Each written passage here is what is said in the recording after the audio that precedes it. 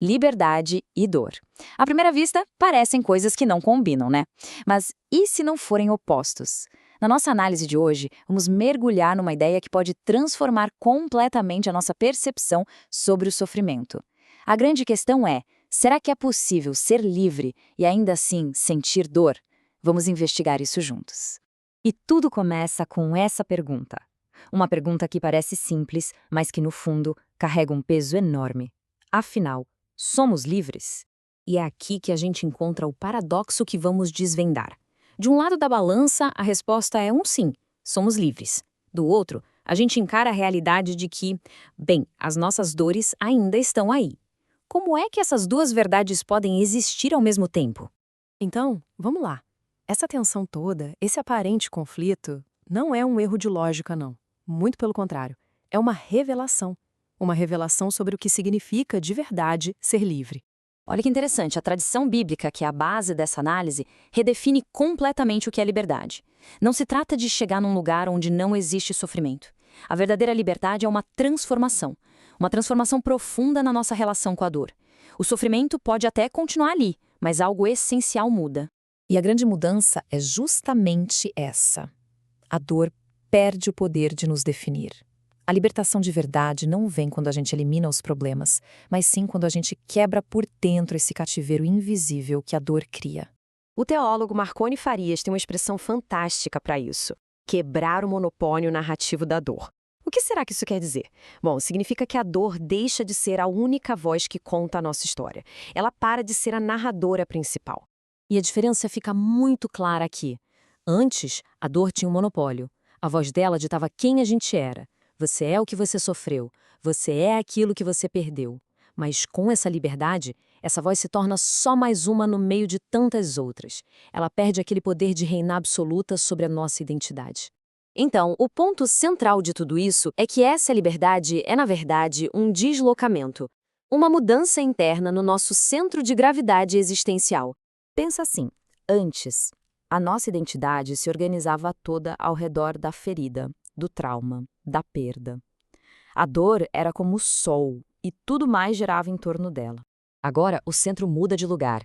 Ele se desloca para uma consciência que foi transformada, para um eu que não é mais refém do que aconteceu no passado. Olha que metáfora poderosa. A dor não desaparece, mas a posição dela muda, e muda drasticamente. Ela passa a orbitar, a girar ao redor desse novo centro. Ela ainda está lá, sim, mas ela já não governa mais. Não é ela quem dá as ordens. E essa ideia tem tudo a ver com a espiritualidade do apóstolo Paulo. Sabe, é possível estar atribulado, mas não angustiado. Perplexo, mas não sem esperança. Existe a dor, claro, mas não existe mais o aprisionamento. Mas olha, é super importante entender que essa liberdade não é um interruptor que a gente liga e pronto, acabou. Não, é um processo contínuo, uma liberdade que está sempre sendo construída. E o Marconi Farias resume isso de um jeito perfeito. Liberdade não é um destino final, um lugar sem dor.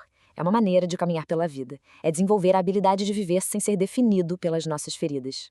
E é aqui que a perspectiva muda completamente. Estar em processo não é um sinal de que algo deu errado, não é um fracasso.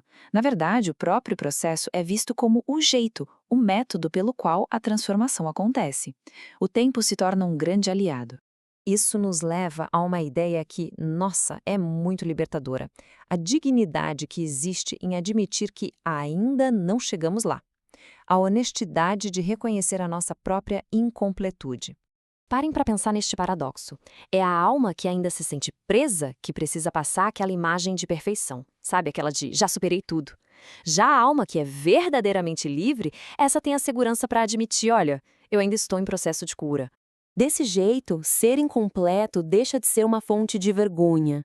A incompletude vira um espaço aberto para a transformação.